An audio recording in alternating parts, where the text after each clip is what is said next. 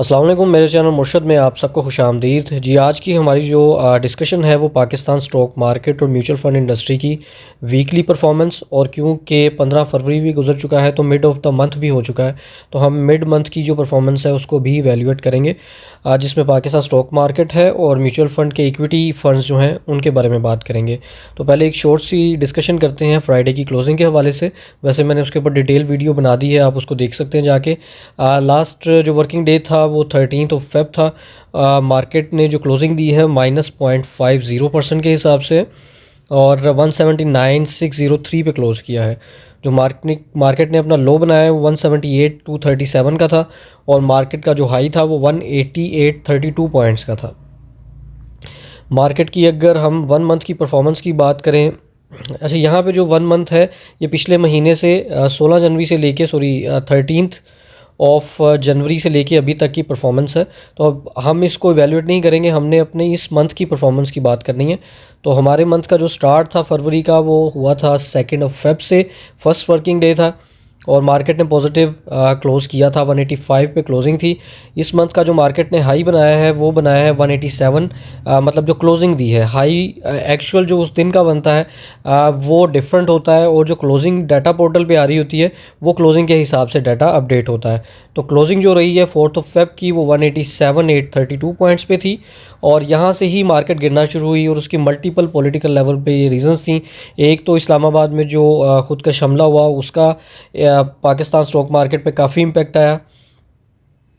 Secondly अगर आप देखें तो जो फाइनेंशियल रिजल्ट्स आ रहे हैं कंटिन्यूसली वो डिप्रेशन में ही है। उसको जब हम कंपेयर करते हैं पिछले साल के रिज़ल्ट से, और थर्ड नंबर पे आते हैं कि जी पाकिस्तान की जो पॉलिटिकल चीज़ें हैं पॉलिटिकल लेवल के ऊपर वो भी थोड़ी सी डिस्टर्ब हैं। इमरान खान साहब की सेहत के हवाले से मामला चल रहे हैं, और जगह जगह पे प्रोटेस्ट भी हुए हैं, तो उसका जो इम्प्रेशन है मार्केट के ऊपर भी वो भी कंटिन्यूसली आपको नज़र आया है लास्ट वीक के अंदर। अच्छा, जो हमारी क्लोजिंग रही है वो इसी पॉइंट्स पे है 179,603 पॉइंट्स के ऊपर, और यही अभी तक का लो भी है। अगर आप इसको इवैल्यूएट करें तो ये हमारा पिछले पूरे महीने का जो लो है वो इस टाइम पे उसके ऊपर मार्केट स्टैंड कर रही है। और अगर हम देखें कि मार्केट का हाई जैसे मैंने आपसे डिस्कस कर लिया था वो 187,832 पॉइंट्स का मार्केट ने हाई बनाया था। मार्केट में बुलिश मोमेंटम था, ऑब्वियसली मार्केट स्ट्रगल कर रही थी इन अ सेंस कि मार्केट दोबारा 190 एंड 192 का जो लेवल है उसको अटेन करे, लेकिन अनफॉर्चुनेटली वैसा नहीं हुआ। जैसे ही कोई नेगेटिव मार्केट में न्यूज़ आती है तो उसके बाद मार्केट उसी तरीके से उसको समझ लें कि अब्जॉर्ब करती है। अगर तो मार्केट के फंडामेंटल स्ट्रॉन्ग है तो मार्केट उस में करेक्शन जो है कम से कम देती है। इस टाइम पे फंडामेंटल लेवल पे काफ़ी चीज़ें पॉजिटिव हैं, इसीलिए मार्केट में उतनी करेक्शन नहीं आई जितनी आ सकती थी। यहाँ से एक चीज़ आपको क्लियर होगी कि मार्केट में अभी तक की जो करेक्शन आई है वो तकरीबन 8,000 पॉइंट्स की करेक्शन मार्केट ले चुकी है, जो कि अगर मार्केट की सिचुएशन को देखें तो बहुत ज़्यादा करेक्शन नहीं है। यहाँ से अगर हम डेली बेसिस का ग्राफ देखें तो मार्केट में थोड़ी सी होप नज़र आती है कि मंडे और ट्यूसडे पॉजिटिव हो सकता है, लेकिन ओवरऑल वीकली चार्ट जो है वो डेवलप हुआ है। उसके ऊपर हम टेक्निकल बेसिस पे जब जाते हैं तो वहाँ पे चीज़ों को डिस्कस करेंगे जी। तो पाकिस्तान स्टॉक मार्केट की जो वीकली चार्ट की सिचुएशन टेक्निकल चार्ट के ऊपर है वो बड़ी क्लियर है कि जो पिछले से पिछला वीक था उसके अंदर तो मार्केट काफ़ी ज़्यादा नेगेटिव हुई थी, और वो जो साइन था वो क्लियरली एक इंडिकेटर दे रहा था कि मार्केट अगले वीक के अंदर नेगेटिव हो सकती है। तो उस चार्ट को तो मार्केट ने इस वीक के अंदर जस्टिफाई कर दिया है। अब जो आगे वाला वीक है वो डिपेंडेंट है टोटली तौर पे मंडे और ट्यूसडे के ऊपर कि मार्केट कितनी रिकवरी डालता है, और उसके बाद अगर तो कोई ऐसा ग्राफ बनता है, अभी तक के ऊपर कोई ऐसा ग्राफ वीकली बेसिस के ऊपर नहीं है जो ये इंडिकेशन दे कि मार्केट यहाँ से ऊपर जा सकती है। वीकली परफॉर्मेंस की बात करें तो मार्केट ने जो अपना लो बनाया है वो 178,237 का है, और इसी तरह मार्केट ने जो अपना हाई बनाया था वो 185,650 पॉइंट्स का था। ओवरऑल अगर हम करेक्शन की बात करें मिड ऑफ द मंथ तक की, तो मार्केट ने तकरीबन कोई 8,000 पॉइंट्स की करेक्शन दे दी है, जैसा कि मैंने आपको डाटा पोर्टल के ऊपर भी दिखाया था। तो उस हिसाब से मार्केट ने अपना लो एक बना लिया है। यहाँ से मार्केट अगर दोबारा 179 के का लेवल तोड़ के नीचे आती है और उसी पे बंद होती है तो हमें मार्केट में आगे फिर और नीचे लेवल देखने को मिल सकते हैं, जो कि 177 या 176 का लेवल मार्केट में नज़र आ सकता है आपको। अब यहाँ से अगर हम मिड ऑफ द मंथ की बात करें कि इस टाइम पे मंथ की परफॉर्मेंस कैसी है, तो वो क्लियरली इंडिकेटर है कि मार्केट अपने लो के लेवल पे स्टैंड कर रही है। लेकिन मार्केट यहाँ से, जैसे मैंने आपसे पहले भी एक चीज़ का जिक्र किया है कि एक ही दिन के अंदर मार्केट पूरे के पूरे मंथ को चार्ट को नेगेटिव से पॉजिटिव में भी बदल सकती है और पॉजिटिव से नेगेटिव में भी बदल सकती है। मेरी पर्सनल ऑब्जर्वेशन ये है कि मार्केट हो सकता है अगर पॉजिटिव न्यूज़ आती हैं तो मार्केट अपना ये वाला चार्ट इस चार्ट के अंदर कन्वर्ट कर दे, और अगर ये वाली सिचुएशन बनती है तो आने वाला मंथ भी बुलिश मोमेंटम के ऊपर बरकरार रह सकता है, क्योंकि ये एक बुलिश साइन को वाज़े करता है। लेकिन अगर चार्ट इसी लेवल के राउंड अबाउट बंद होता है तो इसका मतलब क्लियरली ये होगा कि आने वाला जो मंथ है वो भी प्रेशर में जा सकता है। लेकिन अगर पाकिस्तान के फंडामेंटल्स को देखें तो ज़्यादातर जो चांसेस यहाँ से इंडिकेटर्स नज़र आ रहे हैं वो पॉजिटिव ही हैं। आल दो पाकिस्तान के अंदर जो नेगेटिव न्यूज़ पिछले मंथ के अंदर चलती रही हैं और अभी भी कुछ समझ लें कि चल रही हैं थ्रू आउट द मंथ, वो अब अपनी जगह पे हैं। लेकिन पॉजिटिव अगर पाकिस्तान के इंटरनेशनल रिलेशंस देखे जाएँ तो वो भी पॉजिटिव हैं। इसके अलावा पाकिस्तान में के जो मुआहदे हुए हैं पिछले 15 दिनों के अंदर दुबई के साथ रोल ओवर हुआ है, वो तमाम चीज़ें अपनी अपनी जगह पे स्टैंड करती हैं, वो पॉजिटिव भी हैं। इसके अलावा दुबई के साथ पाकिस्तान की 20 बिलियन की डील भी जो चल रही है वो अंडर डिस्कशन है। वो जैसे वो भी न्यूज़ आ जाती है तो वो भी पॉजिटिव होगी। इसके अलावा IMF के साथ जो पाकिस्तान की बातचीत चल रही है उस हवाले से जो 1.3 बिलियन की ट्रांजैक्शन पाकिस्तान को रिसीव होनी है वो भी पाकिस्तान के लिए पॉजिटिव न्यूज़ होगी। आल दो पाकिस्तान ने अपनी एक रीसेंट पेमेंट की है चाइना को, जो कि तकरीबन बनती है $700 मिलियन के राउंड अबाउट, जिसके बाद पाकिस्तान के जो फॉरेन रिजर्व्स हैं वो तकरीबन 15 बिलियन के राउंड अबाउट आ चुके हैं। एग्जैक्ट नंबर्स कंफर्म नहीं है, लेकिन 15 बिलियन या 15.5 बिलियन के राउंड अबाउट इस टाइम हम स्टैंड करते हैं। लेकिन ये एक टेम्परेरी डाउन आया है, और पॉजिटिव न्यूज़ ये है कि पाकिस्तान ने अपनी जो क्रेडिट पेमेंट्स हैं वो टाइमली पे की हैं, और उसी से आपकी क्रेडिट रेटिंग भी अच्छी होती है। और पाकिस्तान की इस टाइम जो क्रेडिट रेटिंग है वो काफ़ी स्मूथ चल रही है। पाकिस्तान जो भी पेमेंट्स हैं वो बहुत टाइमली पे कर रहा है। यहीं से अगर हम डेली चार्ट की बात करें तो जैसे मैंने आपसे जिक्र किया था कि डेली बेसिस के चार्ट के ऊपर एक थोड़ी सी उम्मीद नज़र आती है कि मार्केट ने काफ़ी ज़्यादा रिकवरी दिखाई है डेली चार्ट परफॉर्मेंस के ऊपर। तो यहाँ से एक उम्मीद है कि जो मंडे वाला दिन है उसमें मार्केट तकरीबन 1000-1200 पॉइंट्स एटलीस्ट डाल सकती है। अगर तो मार्केट 180-600 के लेवल्स के ऊपर बंद होती है, और अगर इससे भी ज़्यादा बुलिश होती है और 181 के लेवल पे बंद होती है तो हमें दोबारा 182 का लेवल देखने को मिल सकता है, जो कि पाकिस्तान की मार्केट के लिए एक पॉजिटिव साइन होगा। उसी से हो सकता है कि पूरे जो weekly negative sentiment Pakistan stock market में चल रहा है उसी से ख़त्म भी हो, और आइंदा आने वाला जो वीक है वो एक पॉजिटिव ट्रेंड के ऊपर बंद भी हो। इसके अलावा हम टॉप जो शेयर्स हैं पाकिस्तान के उनकी परफॉर्मेंस देखते हैं कि मंथली बेसिस के ऊपर वीकली बेसिस के ऊपर परफॉर्मेंस कैसी रही है। तो वीक ऑन वीक बेसिस के ऊपर जी, डेली बेसिस के ऊपर तो OGDC नेगेटिव है 1.91%, और अगर वीक की बात की जाए तो काफ़ी ज़्यादा डिप आई है मार्केट में, तकरीबन कोई 8.23% OGDC नेगेटिव हुआ है। जो लास्ट क्लोजिंग रही है 294.74 पे थी, और जो मार्केट में हाई बनाया है वो 325 का था, और मार्केट का जो लो है वो 289.50 का रहा है। तो अगर वीकली परफॉर्मेंस की बात करें तो इसके सिनेरियो में भी लास्ट जो वीक था वो नेगेटिव था, और उस चार्ट को मार्केट जो है जस्टिफाई कर चुकी है। यहाँ से मैक्सिमम चांसेस है कि OGDC जो है वो ऊपर जा सकता है। इन कंपैरिजन अगर बात करें तो मिज़ान बैंक इतना नेगेटिव क्लोज नहीं किया, सिर्फ जो नेगेटिविटी रही है 2.67% की है। लास्ट क्लोजिंग प्राइस जो है वो 487.45 की है। मार्केट में जो अपना लो बनाया है वो बना है जी 475 का, और जो हाई बनाया है वो 509 का हाई बनाया है मिज़ान बैंक ने। इसी तरह पाकिस्तान की जो सेकंड लार्जेस्ट सबसे बड़ी कंपनी है OGDC के बाद वो UBL है, और उसकी जो नेगेटिविटी आई है बहुत ज़्यादा नेगेटिव नहीं रहा, तकरीबन को 2.79% नेगेटिव रहा है। लास्ट क्लोजिंग प्राइस जो रही है वो 479.98 की थी, और जो हाई बनाया है मार्केट में वो बना है 502 का। इसी तरह FFC की बात करें तो FFC ने बहुत स्लाइटली सही लेकिन पॉजिटिव क्लोज़ किया है 0.49% पे। मार्केट में जो क्लोजिंग रही है वो रही है 579.58 की, और इसी तरह जो लो बनाया है वो 565 का, और हाई बना है मार्केट के अंदर 585 पॉइंट्स का।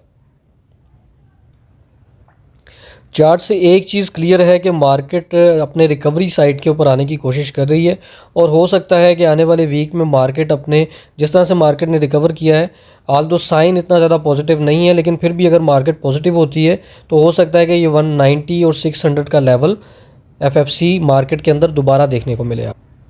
जिस तरह बाकी कंपनीज जो हैं वो नेगेटिव क्लोज हुई हैं, इसी तरह जो साज़गार है वो पॉजिटिव उसने क्लोजिंग दी है, लेकिन साइन नेगेटिव बना है मार्केट के अंदर।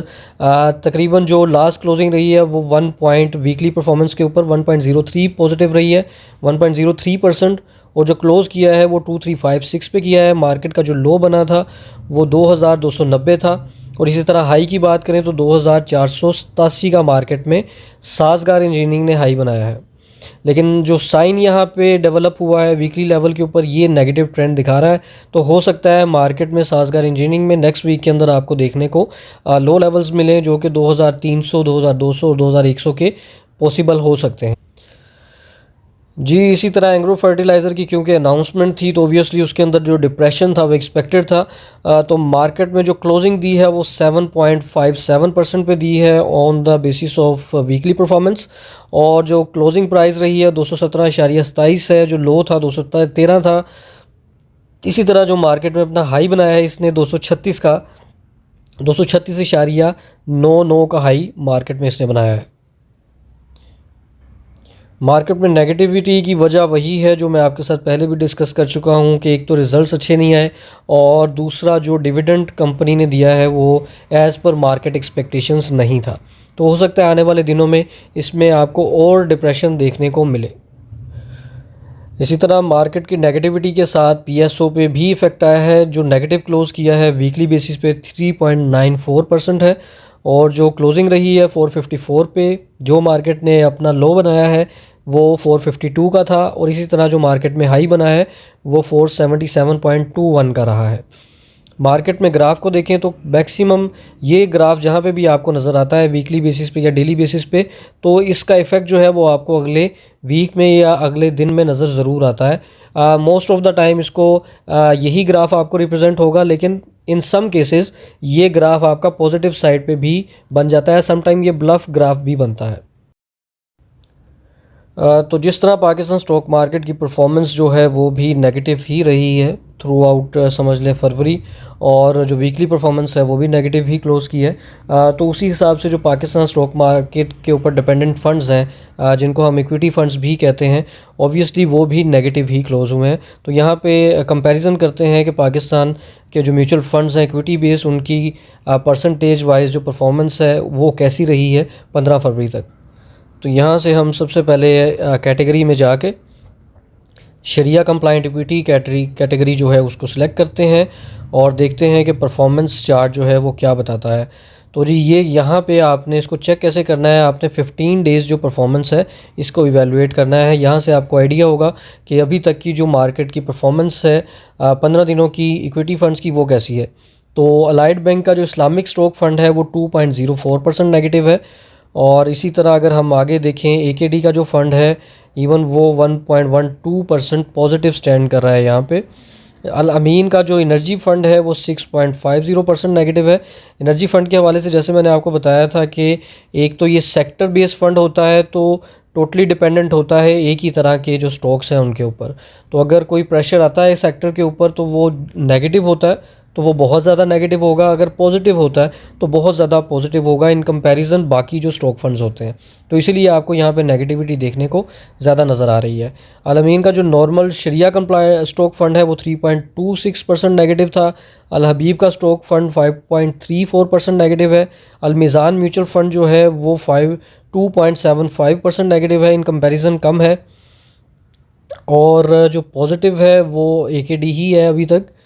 उसके बाद जी अल्फला का जीएचपी फ़ंड जो है वो 1.97%, अलहमरा फ़ंड जो है वो 0.91% और 1.66% है। और इसी तरह एटलस का जो इस्लामिक स्टॉक फ़ंड है वो 2.01% नेगेटिव है। AWT जो है वो 2.65% और फैसल भी 2.61% नेगेटिव है। फैसल का जो दूसरा इस्लामिक फ़ंड है वो 1.27% नेगेटिव है। इसी तरह HBL का जो इस्लामिक इक्विटी फ़ंड है 2.94% और 3.25% नेगेटिव है। JS का फ़ंड भी 2.64% नेगेटिव है। लकी का एनर्जी फ़ंड जो है वो 4.99% और जो इस्लामिक फ़ंड है वो 1.98% नेगेटिव है। इसी तरह मीज़ान का जो एनर्जी फ़ंड है वो भी 4.78% नेगेटिव है। एनर्जी कैटेगरी में आई थिंक अभी तक सबसे कम नेगेटिव जो है वो मीज़ान का ही है। मीज़ान का इस्लामिक फ़ंड जो है 2.15% नेगेटिव है। NBP का इस्लामिक एनर्जी फ़ंड जो है वो 5.42% नेगेटिव है। इसी तरह जो इस्लामिक फ़ंड है वो 3.45% नेगेटिव है। NIT का फ़ंड 3.20 और पाक कतर का 1.94। जो सबसे बेहतर परफॉर्मर रहा है अभी तक 15 दिनों में वो AKD का इस्लामिक स्टॉक फ़ंड है, जो कि नेगेटिव नहीं बल्कि 1.12% पॉजिटिव स्टैंड कर रहा है। इसी तरह अगर हम देखें जो सबसे ज़्यादा बुरी परफॉर्मेंस रही है अभी तक वो रही है जी अल अमीन के इस्लामिक एनर्जी फ़ंड की, 6.50% नेगेटिव रहा है। बाकी मनी मार्केट, इनकम मार्केट के फ़ंड्स का आपको आइडिया है वो 9 से लेकर 10.5% की एवरेज अभी चल रही है। और तरीका आपको मैंने पहले भी बताया है कि म्यूचुअल फ़ंड के अंदर आपने काम कैसे करना है। दोबारा से एलैबोरेट कर देता हूँ कि आपने अपनी अमाउंट जो है वो किसी भी मनी मार्केट के फ़ंड के अंदर प्लेस करनी है। जब आपको अपॉर्चुनिटी मिलती है तो आपने इक्विटी फ़ंड्स के अंदर पैसे डालने हैं और वहाँ से अपने रिटर्न्स जनरेट करने हैं। और वो करना कैसे है, आपने डेली बेसिस पे वीडियोस देखनी है, मार्केट की सिचुएशन को एनालाइज करना है। ख़ुद भी अगर आप जानते हैं, मार्केट को देखते हैं डेली बेसिस पे, तो आपको आइडिया होगा। जो लोग काम कर रहे हैं स्टॉक फ़ंड के अंदर और स्टॉक मार्केट के अंदर वो जानते हैं कि ये प्रोसीजर जो है वो किस तरह किया जाता है। और इसके लिए आपको कंपनी प्रॉपरली कोई गाइड नहीं करती, आपको ख़ुद ही ये चीज़ें एनालाइज करनी पड़ती हैं और ख़ुद ही अपने रिटर्न्स को बेटर बनाना पड़ता है। बाकी आज के लिए बस इतना ही। आपका कोई भी क्वेश्चन हो पाकिस्तान स्टॉक मार्केट के हवाले से या कोई सजेशन देना चाहते हो तो आप अपनी जो राय है वो मुझे कमेंट सेक्शन में शेयर कर सकते हैं। मैं कोशिश करूँगा कि बेहतरीन तरीके से उस पर जवाब दे सकूँ। आज के लिए बस इतना ही। अल्लाह हाफ़िज़।